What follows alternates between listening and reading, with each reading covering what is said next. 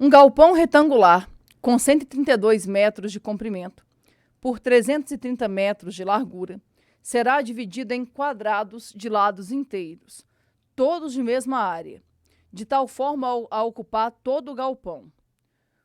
O número de maneiras que essa tarefa pode ser cumprida e o menor número de quadrados utilizados são respectivamente. Galera, questão não é fácil, tá? Na verdade, é longe disso. Vamos tentar imaginar. Eu vou pensar aqui, ele fala que é um galpão retangular com 132 metros de comprimento por 330 metros de largura.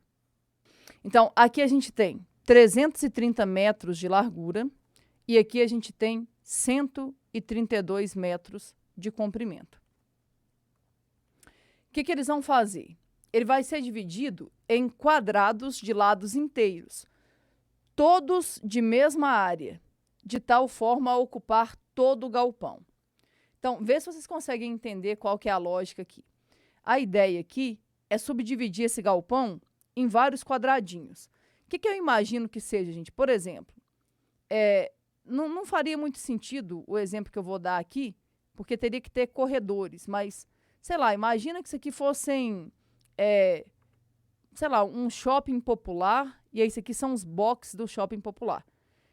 Aqui, como eu falei, não faria muito sentido, porque teria que ter os corredores, né? Senão você vai ficar com uma caixa ali cheia de box sem mobilidade nenhuma. Mas a ideia é mais ou menos essa.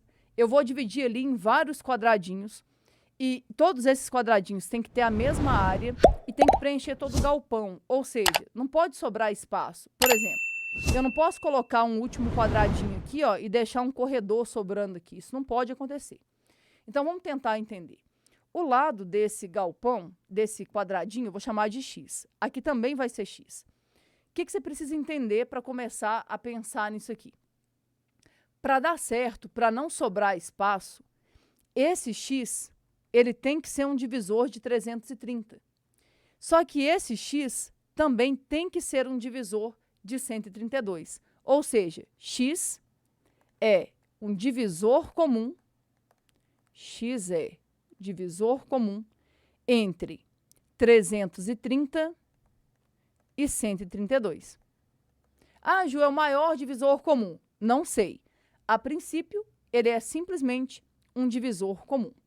Beleza, mas o que a gente vai ter que fazer agora? Eu vou tentar descobrir quantos divisores comuns esses dois números aqui possuem. Por quê? Porque é uma das perguntas, ó. Eu quero saber de quantas maneiras essa tarefa pode ser cumprida, né? E aí, o que acontece? Por exemplo, vou pensar num valor qualquer aqui, só para você ter uma ideia. Sei lá, imagina que aqui vai ser 1 metro e aqui 1 metro. É uma possibilidade.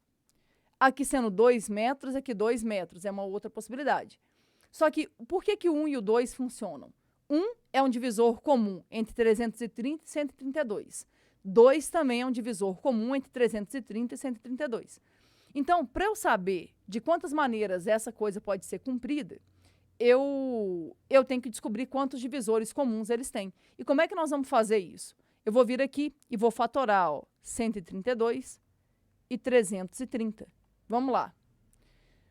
Por 2 aqui vai dar 66 e aqui vai dar 165. Vai conferindo aí para mim, tá?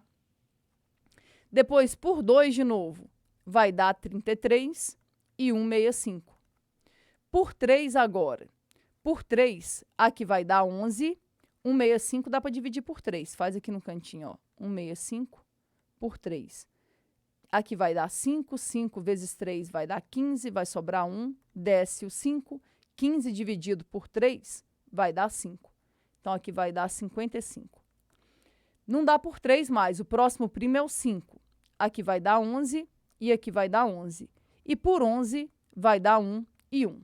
Observe. Quem dividiu aqui, né, o 132 e o 330 ao mesmo tempo? Esse 2, esse 3 e esse 11. Então, se eu quisesse, por exemplo, eu quero descobrir quem é o MDC. A gente vai precisar disso depois. Quem seria o MDC? 2 vezes 3 dá 6. 6 vezes 11 dá 66. Só que aqui entra uma coisa que eu insisto muito com vocês, que é o seguinte.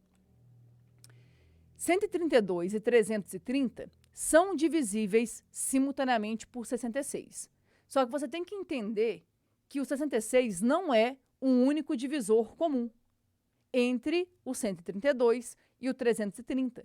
Na verdade, 132 e 330 são divisíveis simultaneamente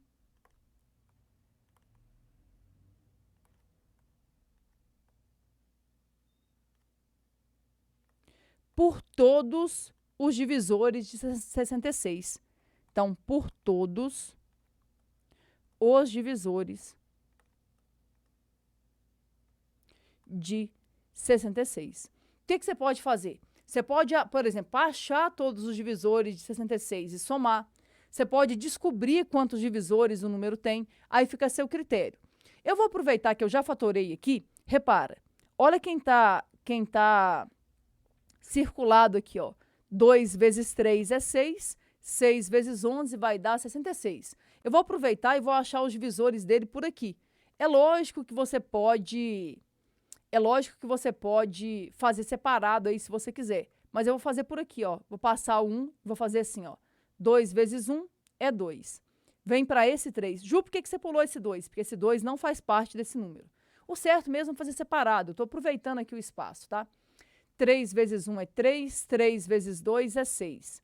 Depois, 11 vezes 1 é 11, 11 vezes 2 é 22, 11 vezes 3 é 33 e 11 vezes 6 dá 66.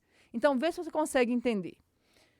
O lado desse quadradinho pode ser 1, que vai dar certo, pode ser 2, pode ser 3, pode ser 6, 11, 22, 33 e 66. Então, quantas opções de escolha eu tenho?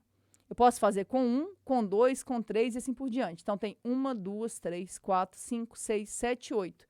Então, eu tenho 8 maneiras de dividir isso aqui. Só que a pergunta não para por aí. Ó, não daria para marcar a resposta ainda, porque tem duas, né? Não para por aí a pergunta. Olha a segunda parte da pergunta.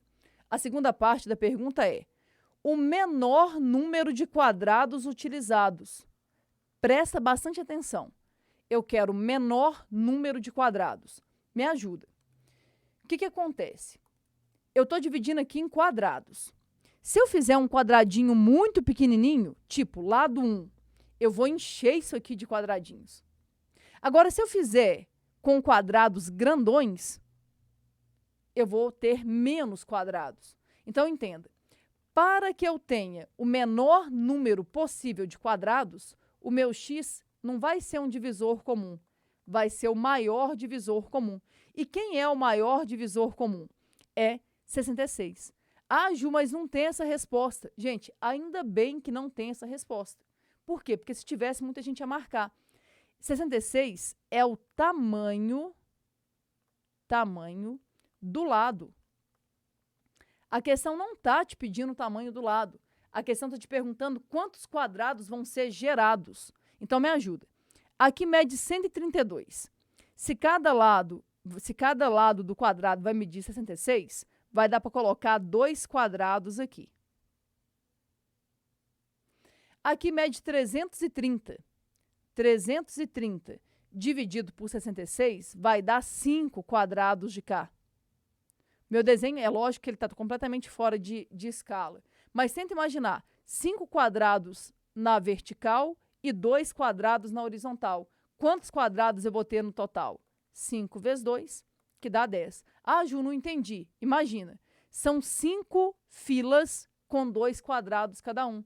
Então, o meu total vai ser 10. Então, resposta correta, 8 e 10. Mas entenda, nem de longe isso aqui é uma questão fácil, tá? Eu brinquei ali com o erro de português, mas é uma questão super bem feita, assim, uma questão muito, muito bacana para a gente treinar tudo que a gente vê sobre MDC e as aplicações diferentes que eles podem te cobrar. Eu tive muita dificuldade nessa questão mesmo que você tinha até comentado com a gente ontem na aula, de saber quando identificar o que vai precisar, quando é o MDC, quando é o MMC. Aí eu acho que só treinando mesmo, né? Então, para diferenciar entre MMC e MDC, a ideia é o seguinte: sempre que for MDC, significa que ele vai dividir em partes menores de mesmo tamanho. Então, ao ler essa questão, o que, que me leva a pensar que é MDC? É isso aqui, ó. Eu vou dividir em quadrados, todos de mesma área, ou seja, eu vou dividir em partes menores de mesmo tamanho. Sempre que for dividir em pedaços menores de mesmo tamanho, pode saber que é uma questão de MDC. Agora, o que, que acontece? Nem sempre ele vai querer o MDC. Na segunda parte da questão, ele queria o MDC. Mas, às vezes, ele quer algum divisor do MDC. Então, por isso que torna essa questão aqui um pouco mais complicada. Porque ele está te pedindo justamente a parte mais difícil que ele pode pedir numa questão de MDC.